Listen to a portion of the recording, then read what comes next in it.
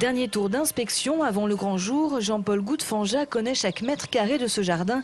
Il l'a créé il y a une quinzaine d'années après être devenu copropriétaire du château. Un voyage en Grande-Bretagne et c'est le déclic pour cet antiquaire pas du tout familier du jardinage. Il créera à partir de rien des jardins à l'anglaise. C'est souvent des petites chambres vertes compartimentées par des haies de charme ou d'if, puis une pelouse dans la partie centrale et enfin mix border tout le tour. Il est le reflet finalement de ma personnalité, à savoir que j'aime bien la nature libre, un peu sauvage même.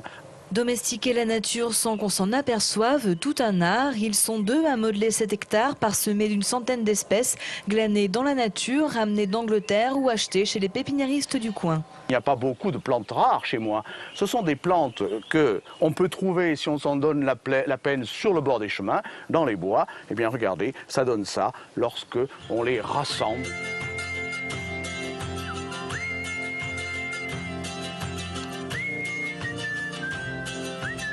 Il faut donner l'impression que tout est là naturellement. Il n'empêche que derrière, il y a la main de l'homme, comme on dit. Mais il faut quand même que cette main soit discrète, parce que c'est la nature qui prime dans tout ça.